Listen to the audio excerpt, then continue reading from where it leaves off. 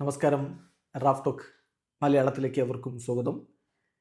Kerala Blasters ഇന്ന് Mohan Bagan super ജയൻസിനോട് തോറ്റു. അത് ബ്ലാസ്റ്റേഴ്സിൻ്റെ പ്ലേ ഓഫ് സാധ്യതകൾ വല്ലാതെ മങ്ങലേൽപ്പിച്ചിട്ടുണ്ട്. എങ്കിലും സ്റ്റിൽ മാത്തമാറ്റിക്കലി സാധ്യതകളുണ്ട്. അവസാന പ്രതീക്ഷയുടെ കണിക അവശേഷിക്കുന്നത് വരെ ബ്ലാസ്റ്റേഴ്സ് ആരാധകർ വളരെ ആകാംക്ഷയോടുകൂടി ഈ കാര്യങ്ങൾ ഉറ്റുനോക്കുമെന്ന കാര്യത്തിൽ തർക്കമില്ല. പക്ഷെ അടുത്ത കളി മറ്റൊരു വമ്പൻ ടീമിനോടാണ്, FC ഗോവയോടാണ്.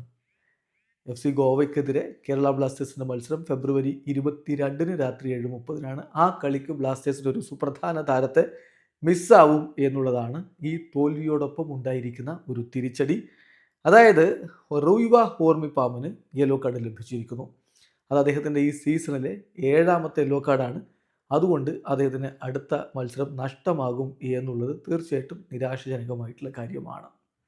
ഓൾറെഡി നോഹ് സദോയി പരിക്കിൻ്റെ പിടിയിൽപ്പെട്ട് ആ മത്സരം കളിക്കാനുണ്ടാവില്ല. 2 ആഴ്ചക്കാലം പുറത്തിരിക്കണമെന്ന് പറയുമ്പോൾ അദ്ദേഹത്തിന് ആ കളിയും നഷ്ടമാകും.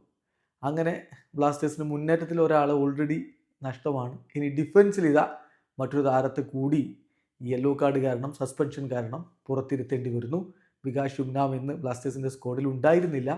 അടുത്ത കളിയാകുമ്പോഴേക്കും അദ്ദേഹം സജ്ജനായി സ്ക്വാഡിലേക്ക് വരും എന്നതിൻ്റെ പ്രതീക്ഷിക്കാം. എന്തായാലും ഡിഫൻസിൽ ഒരു വലിയ വിടവായിരിക്കും ഹോർമി ഇല്ല എന്നുള്ളത്. വീഡിയോ അവസാനിക്കുന്നു. ഫുട്ബോൾ ലോകത്തെ കൂടുതൽ വിശേഷങ്ങളുമായി റാഫ് ടോക്സ് വീഡിയോ എത്താം.